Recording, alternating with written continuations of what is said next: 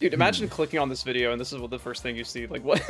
Like, what is this? Nate is basically bling bling boy, not gonna lie. Okay, I'm not like 2 feet tall and round. Like, that's ridiculous. That's crazy. That might be the biggest insult I've ever had. Ever. Hello, everybody. I am your host, the ever eccentric, effervescent, eternal entity, some know as Angst. And welcome to Teemo's Advocate, the game that will put our contestants' wit and argumentative behavior to the test. Joining me on this roller coaster is none other than the charming Haley. Hello. And the bombastic Nate 150K. Yeah, what's up, everybody? Yo, what's...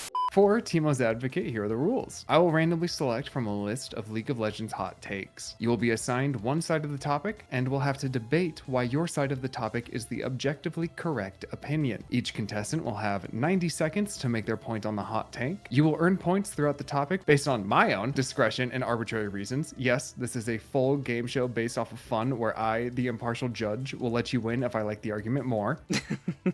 The Teemo's Advocate, quote unquote, will go second in each round, and each contestant will get a 30-second rebuttal should they feel they need it after the original talking points are laid out. So it'll go one person, the next person, then that first person will get a rebuttal, and then the next person will get a rebuttal if they need it. Nate, do you know what a rebuttal is? Yeah, it's when I like counter whatever Haley says. Like Haley will bring up a point and I'll be like, here's why that's wrong. Good job. And that's 1 point to you. Oh my god, I got a point. Yay! We're so back. I'm already up top. Let's fucking go. You're gonna need it. What? I'm impartial. This is the least impartial guy ever. This guy is just partial. He's just a bunch of pieces, dude. It's by himself. Just a bunch of partials. A bunch of partials. Nate, you believe Flash should be on F and not D. But I Haley, don't. You believe Flash should be on D and not F. Okay. Beautiful. I fucking hate... Dude, it should be on D, man. It's on D for a reason. Whatever. All right, wow, I got it. You're really not... Is there anything like... making a good point. I'm gonna get started. I mean, listen, the debate of Flash or F, it's been a long... Flash on F or D. I think, obviously, we should have it on F because...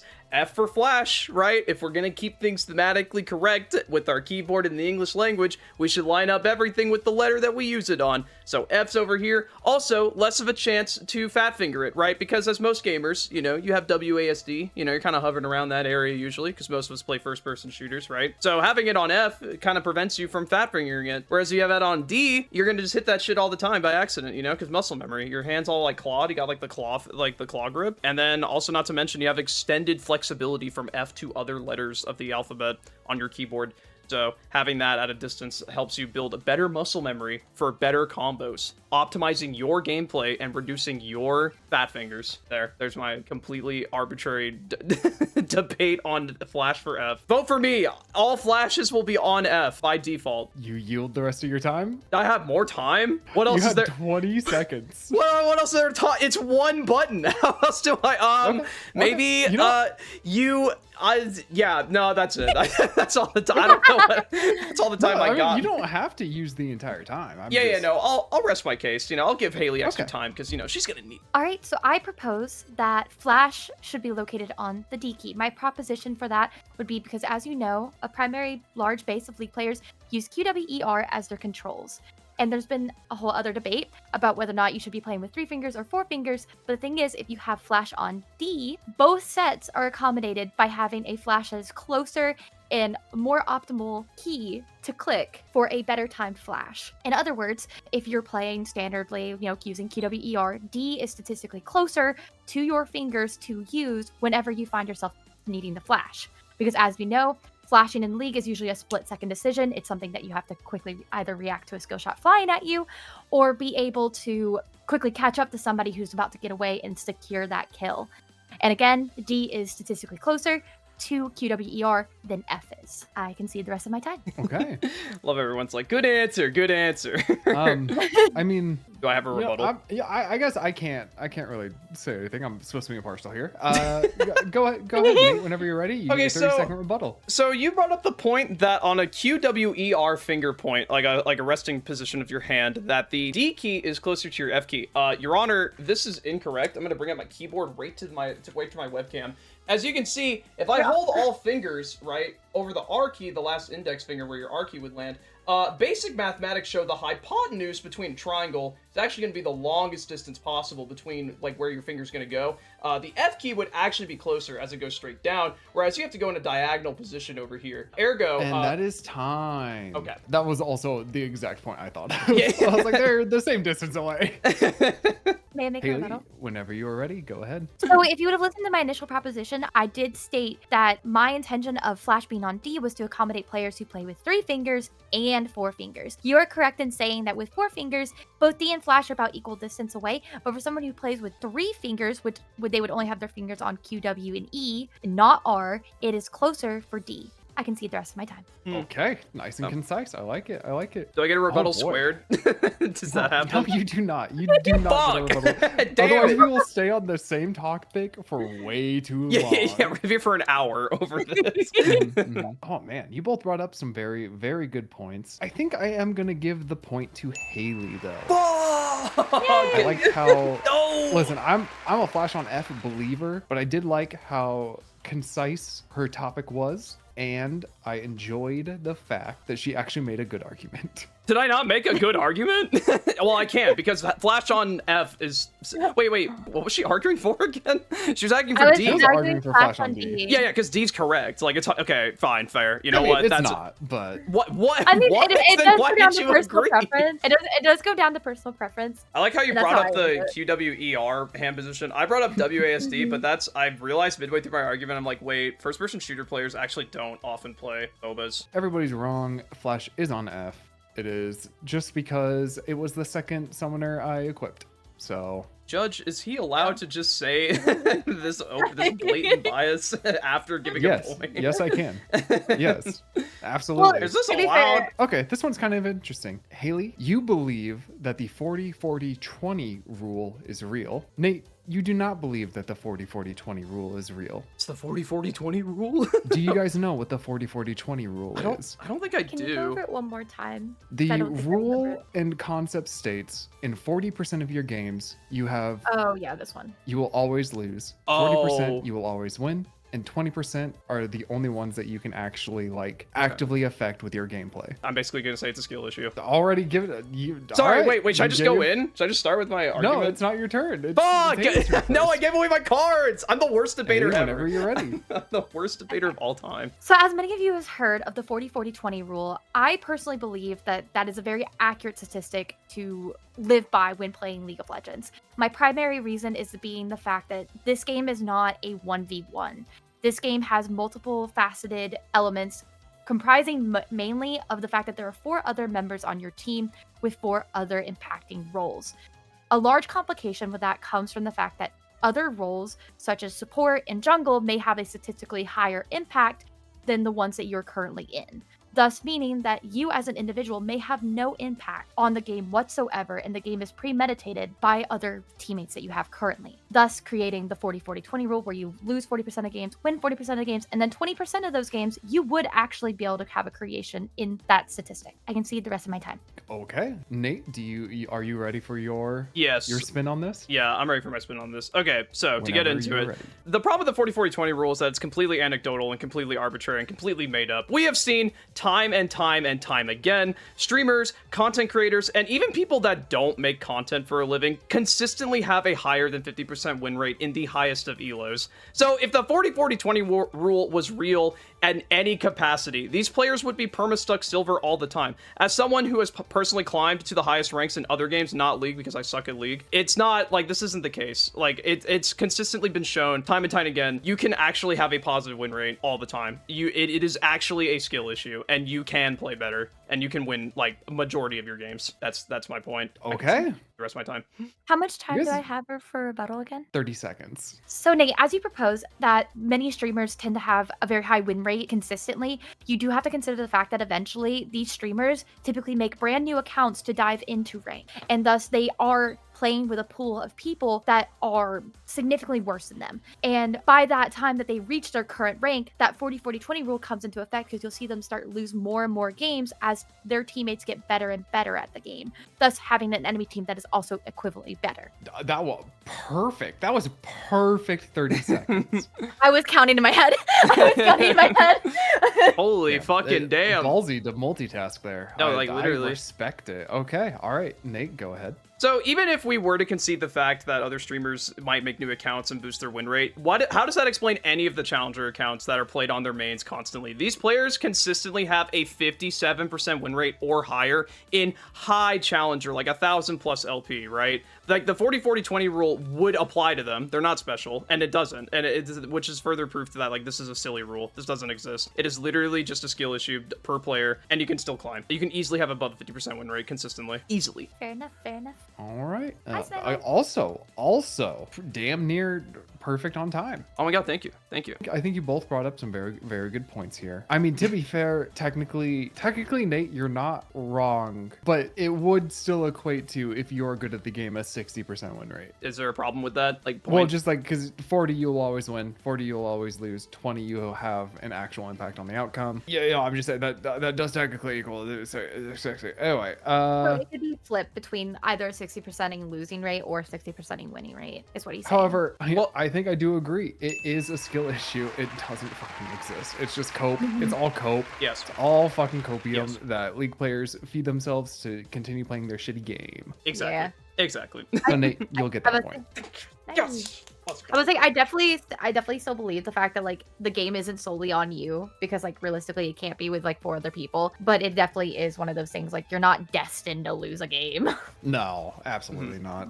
But like, especially because you can fucking just 1v5 a fucking disgusting, hard, fucking terrible team. 40-40-20 still means 60%. I mean, I can take it to the extreme. Like, there are people who complain about 40-40-20 in plat, and there are content creators that have an 80% win rate in that elo. Yeah. Like, yeah, it's a new account, but like, that's still, I could just say that if you wanted me to. I feel like it's a reason for people to FF. They just write it off as, well, this is the one of my 40% loss games. I mean, I don't think it's like a bad mental to like prepare yourself for losses. Like, don't blame yourself too hard on every loss that happens. I think that's fine, but usually people say 40-40-20. That means 40% of your games, you're just saying, yeah, I'm gonna lose. Yeah, I lost this one. Like, you know what I mean? Like, I think it leans into the, I couldn't do anything about into it. giving up. Yeah, I Because think ultimately what it says is 80% of the games you are playing don't matter. Yeah. You do not matter in those games. And I think that is just like that's just a terrible mindset to go into. I like Dante's mental the most. Focus on self-improvement. If you're winning, you could have done things better. Focus on that. The mental I had in Overwatch and in Marvel Rivals was like, I really got immersed in the character I was playing. So I just thought about, I really want to be like the best Sue Storm. I really want to be the best Mercy. I really want to be the best Zenyatta. Like, I wanted to just like, I just wanted to express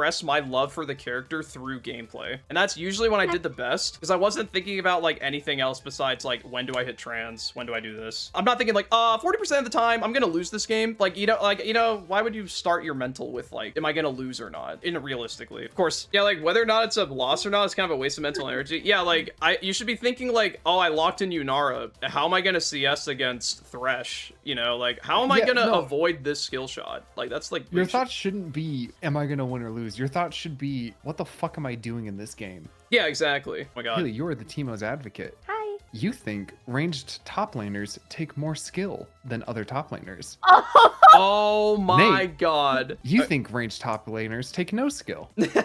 It's true. They don't. It's true. I'm locking in. Nate, whenever you are ready, you may start. Here's the thing. You pick top lane to pick a character that can carry the game on your teammate's shoulders. Ranged is such a crutch, okay? You can stand miles away from the enemy laner and you can just poke the crap out of them constantly. You don't need to worry about spacing. You don't need to worry about dodging skill shots because you're a screen away. How is Darius gonna ever hit you if you're Vayne rolling around and just poking the heck out of him, dude? It's not gonna matter. It's a completely different game. It's autopilot, it's nonsensical, and it also is a detriment to your team, which is another bad thing. On top of skill, you're choosing a ranged top laner, which is bad skill. That is bad for your team comp. There's no way Vayne top is ever going to help your team comp because you already have an ADC. So that's another thing. It's a brain diff in champion select, and it's brain diff in lane. I rest my case, Your Honor. I rest my case. I don't know how much time I had. Whenever you are ready, make your argument for why ranged top lane actually takes skill. Although, yes, I agree. Playing against ranged top laners can be very, very tedious. However, they are not unskillful. Ranged top laners, on average, tend to be a lot squishier than standard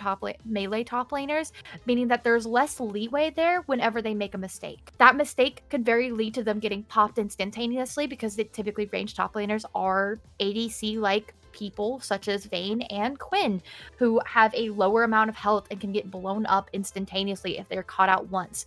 And on top of that, I do actually want to borrow your point of mentioning the team comp, is that they are more difficult to navigate in team settings later on after laning phase. Quinn has a little bit more difficult time getting picks because of the team-wide played position, and she often has to sit off to the side waiting for someone to straggle out of the way.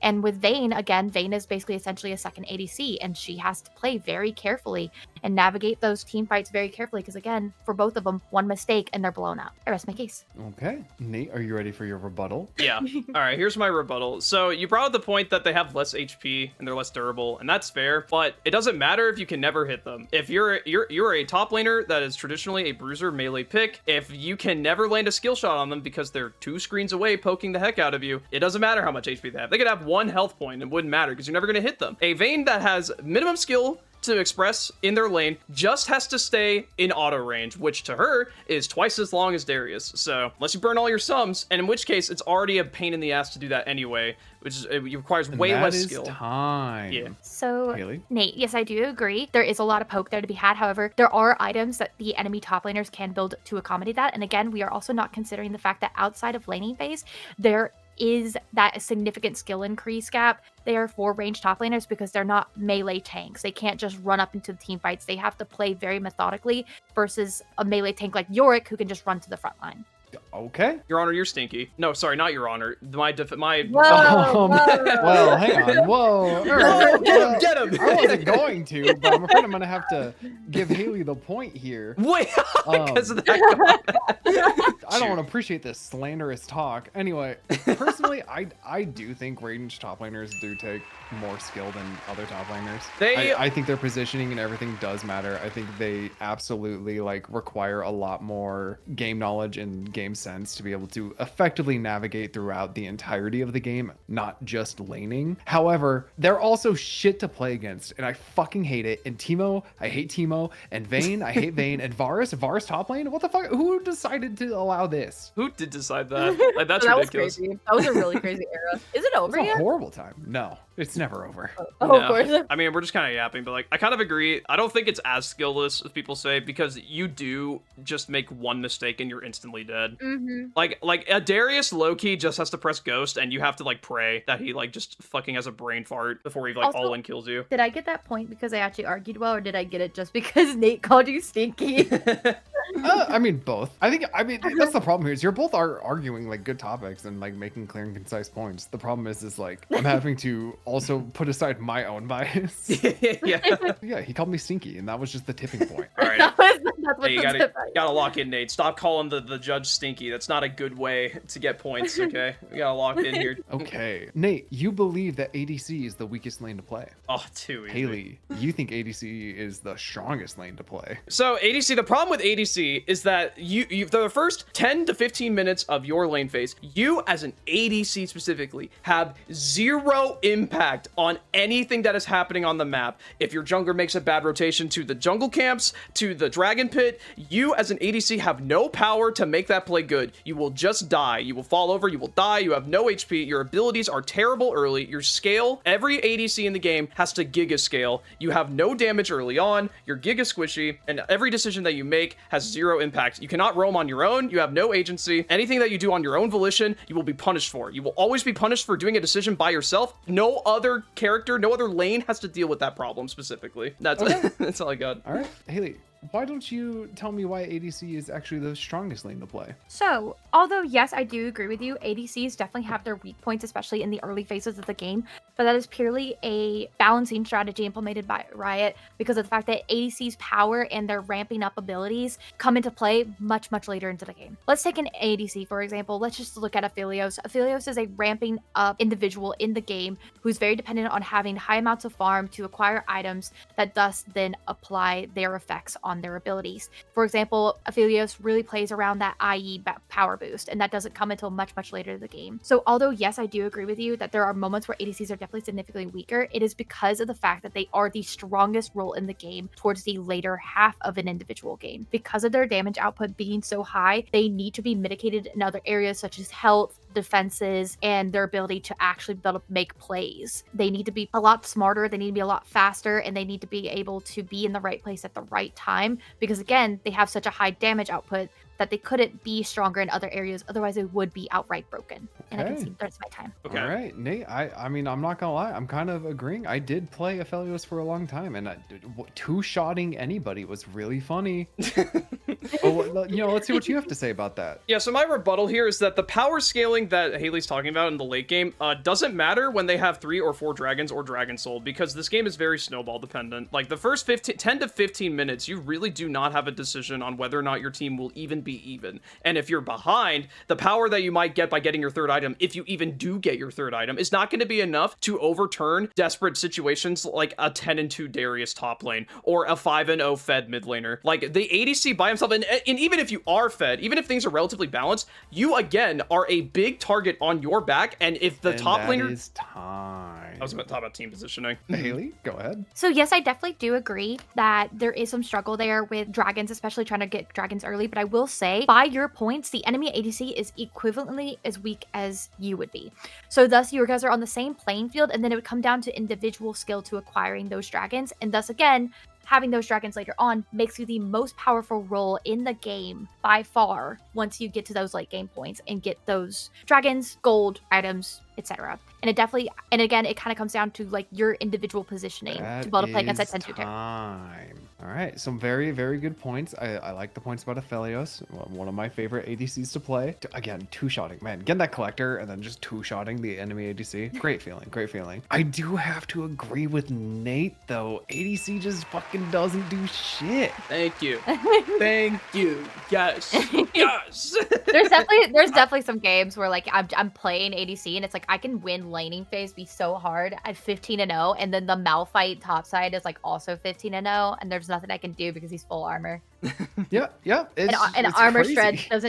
shred feels like it doesn't do anything if you don't have true damage outright. Even if you're fed, because I didn't get enough time, if your team just doesn't play around you or chooses not to play around you, you can't do anything. Yeah. You can never walk up because your top laner's too scared. He's behind you. And like, what are you supposed to? Your Nautilus doesn't want to hook anyone because they're all fed. Like, you can't shoot anything. Haley, Hello. you think Yuumi is not a well-designed character. Nate, you think Yuumi is a very well-designed character. There is no shot. Oh, why? Why must I defend the parasite? This is a contentious topic. This is a very, very contentious topic. But I think you might be able to sway my opinion on this. Oh my god, can I concede immediately on the Nope. grounds Anyway, that I don't want to? Haley, whenever you are ready. God damn it, dude. All right, so fundamentally, Yuumi is a poorly designed champion, largely due to her invulnerability mechanic. Her invulnerability mechanic, as most of you know, is the ability to attach to a player and be functionally invulnerable to the enemy team. This is bad on multiple fronts. First off, we can look at the enemy team, where like the enemy team again has to struggle and focus on the fact that this support is completely essentially out of the playing field as an acquirement of punishment, and they're only playing solely against the ADC. Now, if we go to the ally side, we can also consider the fact that maybe for the ally, it is quite stressful in laning phase or even in a team fight as well, because essentially, because Yuumi is attached to you, she's not even in the supporting role, she's not another body next to you, and she makes you susceptibly more vulnerable to hookers. If a hooker hooks you, say like Blitzcrank grabs you or something, that is pulling both you and the Yuumi in. And functionally, Yuumi is quite weak way before late game, and you're thus kind of just FFing lane phase as a whole with a Yuumi support. I can see the rest of my time. Very, very good topics. Very well understood and agreed upon topics. Yeah, we all agree. Nate. Even me. Okay, right. So I wish you luck, man. So here's the thing. Okay, League of Legends is a game that I believe should be enjoyed by everyone. It's a very fun game. Yuumi's design is really unique in that anyone can pick up the champion. Okay, it's a very low skills floor, very low, but in the basement of skill floors. Okay, but that's not necessarily a bad design choice. Okay, you can allow players to learn this game, MOBA League, which is admittedly a pretty difficult game to learn, and give them the chance to be impactful in a game with their friends. I don't really see a problem with Yuumi just being a fun character that you can get into pretty easily and enjoy being impactful in a game that you would otherwise really suck at. The other thing I want to bring up too is that invulnerability is not necessarily a sign of no skill. There are plenty of abilities in the game that prevent you from dying outright. You got Tryndamere, you got Naafiri, you got Kayle ult, you got fucking Zin's out. You have all these ultimates that prevent you from dying in the first place. Why is Yuumi any different? You can be invulnerable. That's like something that's very normal to do. In my opinion, Yuumi's kit on the surface and as a low skill barrier entry for new players is a pretty good design choice and allows new players to play the game, which is always good. We want more players to play the game, right? That's always a good thing. Like, yeah, that's it. I'm all right. You know what? I wasn't obviously very I wasn't on your side, but I'm kind of starting to lean towards it. That was a good point. It is good that people can actually, play the game. But we'll see what Haley has to say. I'm cooked, dude. I'm cooked. I definitely agree that there definitely need to be champions that have a lower skill floor. However, I believe that Yumi's design and her invulnerability mechanic does obstruct new players from branching out to other champions in their terms of play. That invulnerability provides such a strong cushion for them, and branching out can be really difficult. And I think that some other supports, such as like Soraka or Lulu, who have a little bit easier kits to understand but can fundamentally be difficult to master, are better opening champions for someone new at the game. And that is time. Nice. Okay. All right. Wow. No, correct. Yeah. It is hard to pick up a character who can be hit 80% of the game when you're playing one who can't. Yeah, that would suck. Yeah, it really sucks, Nate. doesn't it? I'm gonna just double down again on saying the fact that not being able to be hit is not necessarily a sign of bad game design. I think people over focus on it too much. There are points in time where Yuumi will get punished for trying to swap to different targets or killing a player that is otherwise really weak. You can still be punished by bad plays, just like anyone else. And honestly, when you do get caught, you are instantly dead. There is nothing a Yuumi player can do once they are caught. There are plenty of champions that when they are caught, they have 15 get out of jail free cards. Yuumi does not have one of those. Okay, right on time. Well done, well done. Personal biases aside, it's a tough one. I forget that you guys don't just have to argue. I also have to make a decision. You're like, wait, shit, I And got my word is final. And if I make a decision, that goes on me. But also, what the fuck do I care about what the league community thinks? I think I gotta give it to you, Nate. Oh, really? Yo, let's go. I think I enjoy the idea that it definitely is much better for new players in the game. If we're going into competitive, then, well, I mean, that's a whole different world that 99% of the players are never gonna see. Like top end competitive with Yuumi, but I think I agree. It is a very good starting point for someone to get into it. Now, if they only play that and they have like 4 million mastery points on it, yeah, then what are we doing?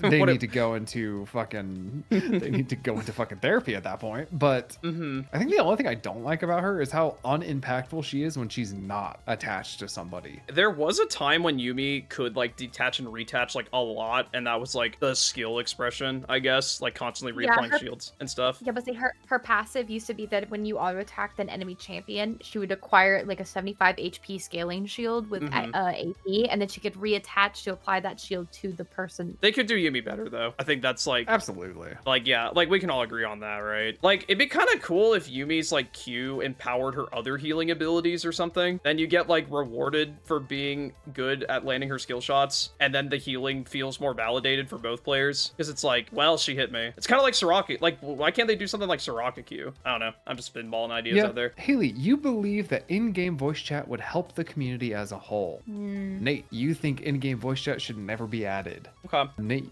you will go first. Here's the problem, chat. We all know League of Legends is an incredibly toxic community. It's one of the most toxic in like pretty much any video game community that I've ever been a part of. Adding voice chat would just make things worse. We've seen it in other games like in Valorant and Overwatch, and if it were added in League of Legends, the same story would be told. Call of Duty, it would just be people shouting slurs at each other, being mean, being rude, abusing women, abusing minorities. Like, it would just be people taking advantage of the being anonymous online. Voice chat would only make things more complicated for everyone. It would make monitoring toxic behavior really difficult because there's another channel that they have to analyze to make sure people are behaving in that channel, and it just adds a new pathway for people to be toxic in an already toxic environment. That's all I have for now. Okay. Haley, as a woman, tell me why you think voice chat should be added. So a fundamental problem in League of Legends, with it being a massive team-based game, is the fact that you primarily do not see your teammates for the first 15 minutes of the game. And although there's those first 15 minutes, a lot of your communication is reliant on the ping system, which not every single person has mastered. A voice chat system would then help players navigate rank settings and such, coordinating like such things as Drake attacks, ganks, coordinating against invades, coordinating invades, needs and such as follows. It would also help like in lanes where like such as like bot lane, where ADC and support are heavily reliant on each other constantly, and be able to have that reaction time swiftly is incredibly important in a laning phase such as theirs. So they would need to be able to communicate a lot more effectively, which they could with a voice chat system where they can coordinate on by the second versus a ping chat where it's like there's a little bit of a delayed reaction there. Okay. Good points. Nate, what you got for me? So my rebuttal here is that I don't think the voice chat would be used to coordinate dives or strategic attacks or anything useful at all. Voice chat would only be used to harass people. It would just be used to complain. It would just be used to be rude and mean to other players. As we've seen before, many times when League players decide to communicate anything in text chats or anything remotely like complex, it's in a toxic manner. They're telling people that they need to gank more in an aggressive way, not in a strategic way, that you're a bad jungler. Where's our jungler? Why didn't he get this objective? Why is my top laner feeding? Correct. Good points. People are mean on the internet. Truth. Yeah. Truth nuke. Mm-hmm. Haley, what do you have to say about that? So although I do agree that there is a lot of toxicity, especially in League of Legends, I do think that to some degree the toxicity may actually be mitigated by adding a voice chat. It adds a level of vulnerability. So beforehand, you had this sort of like behind the screen protection in League where you would just use text chat to be very toxic or the ping system to be very toxic towards someone. But now you're adding a fundamental element that is actually yourself onto that, and that would be your own voice, which adds again another level of vulnerability to such. That is and again, time. Golf claps. Okay. Golf claps. I mean, very strong arguments from both sides. Oh, god damn it. What? I don't know how I keep forgetting I have to make a choice. I'm just saying like, yeah, no, those are good points. Moving on. yeah, Nice. so Good. right. You both are so right. Moving on. You both brought up some very good points, and that's why we're talking about this. And I mean, that's kind of the whole idea of this is like everyone has opinions, and like it's important to take a look at the other side of the opinion many times. Personally, I kind of lean on the side of like people are gonna be mean on the internet anyway. Voice chat could do a lot to help, but it's gonna suck. People are gonna hate it, but yeah, it is what it is. For the point, I think I'm gonna give it to Haley. That's fair. Yeah, that's fair. I think it would bring a lot more positive than negative. If you think about it, in your like playing of League, at least in mine, the amount of games where someone is just like a complete ass is much lower than what a lot of people make it out to be. And that could just be because silver is everyone just sucks. and like they have no ego at all. I'm kind of 50-50 personally. I think they should just add it though. I think there's a bit of a benefit to obtain because that would remove a lot of the communication sphere. Because like again, kind of like what I brought up is that the communication sphere is entirely reliant on the ping system, and some people just outright have not mastered using it or just don't use it at all. The game overall would be a more efficient team-based game with a voice chat where someone could just ping and say, hey, by the way, my teammate's missing. Heads up, guys. Like, especially in like 5 stacks, like it very clearly makes so much of the like you don't have to type. The ping system isn't just like everyone using it for different things. Question mark ping does not mean your enemy's missing anymore. It just doesn't. I'm just gonna tell you that like people just ping now for whatever reason, and it's not clear exactly what that ping is supposed to mean. I also think that like I don't know how true this might be, but like I feel like if you add voice chat, there's one less layer of anonymous. Like, you know what I mean? Like, if you have to put your voice, I feel like people are easier to be more toxic in a text chat than in voice chat, if that makes sense. Like, on average. It was what I was saying earlier that it adds a layer of vulnerability because now like your voice is there, your voice is recognizable. They can pick you apart personally through it. Because if you sound like a nerd, you're just gonna get laughed at. Like, you might just be a scrawny loser, and then you sound like it, and then it's like, wow, this guy is a fucking idiot, and then they just laugh at you. Also having voice chat enables the ability for games to be recorded, meaning that more people are susceptible to actually getting like reprimanded for toxicity than you are in a voice chat or sorry, in a text chat. Yeah, there's no like way to misconstrue it, right? It's very clear by the tone of your voice. Haley, you believe junglers are the most important lane to play around. Nate, you do not. Okay. You think any other lane is more important to play around than the jungler? Going first, we'll say Haley. So I personally believe that jungle is probably the most important role to play around due to the fact that the jungler essentially controls major objectives in the game. Jungle pressure dictates a lot of things.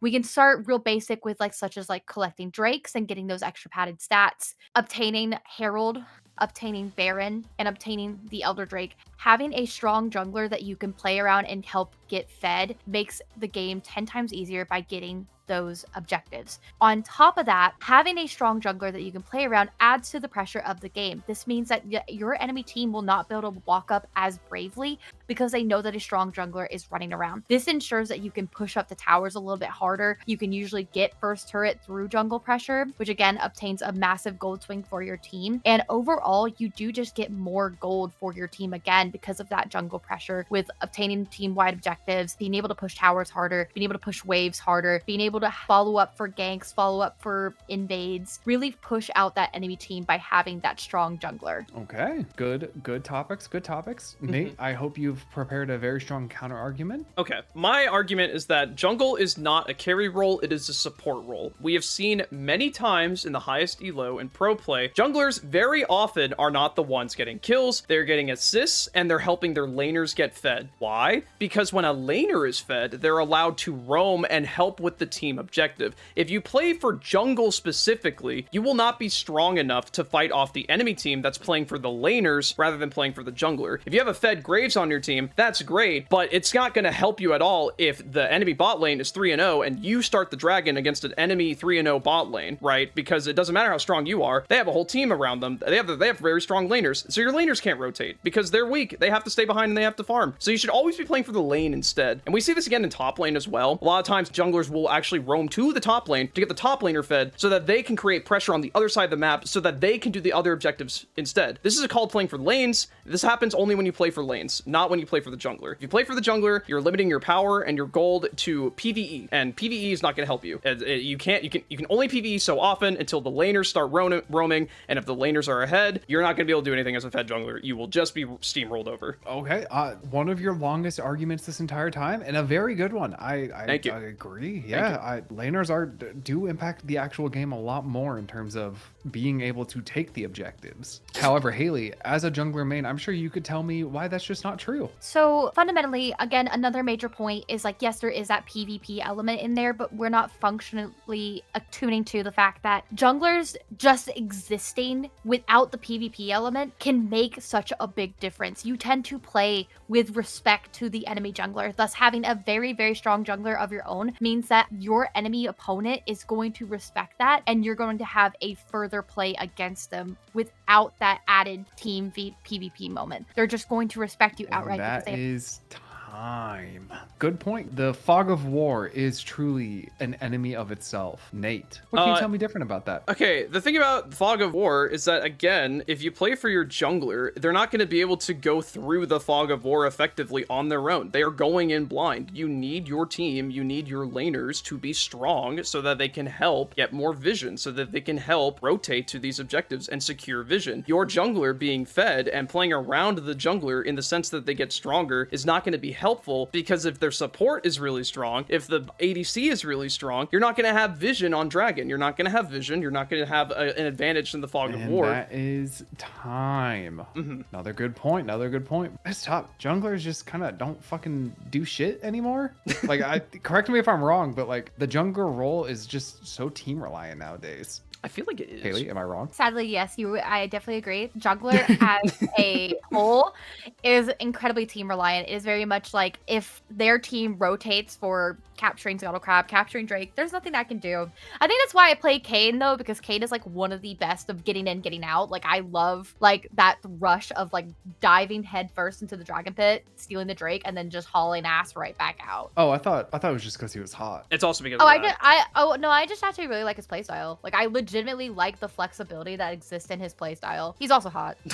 True. He is. Heartsteel Kayn, I do enjoy. Same with Odyssey. That was one of my favorite skins. My favorite skin for him is probably Snowmoon. That's also a good one. I just realized I can't make a decision. You know what? Let's make it interesting. Part 2. Haley, you get the point for this one. What? I agree. Plot twist. Part 2. Four time. You guys were bonding over your favorite Kayn skins. That's not fair. Dang it. Honestly, it's like what Speed said in chat. Like, it's a team game. I feel like it can go either way. I feel like you should be playing for your team whenever you can. I generally do think, though, more often than not, you should be playing into the lane to get lane prio so that you can do these objectives easier. But, like, I don't know. That's the thing, right? It's a push and pull. Like, Yeah, playing yeah. into the lane then equates to them being able to play into the jungle. It's not one or the other. It's just the fact that it's a team game. You want your entire team to be strong. You don't want just one lane or the jungle or like one specific thing to be strong. You want your entire team to be, so that they Right. can all help each other. Like and subscribe if you enjoyed, and I'll see you all in the next video. Thank you again to all my lovely patrons. Ultim Praise, Alpha, Bastion Saber, Basket of Clementines, Blue Bomber, Prism, Cool Whip, Draco, Dragonbjorn, Flint Hero, Garchomp, Garridan, Gold, Gun Game, My Sweetheart Haley, Jinko, Kiri, Luis, Lee, Mawile, Mama Jace, Morgan, Naruto, Nico Moding, Rainbow, Seaman, Simply Pirate, The DKG, Waffles,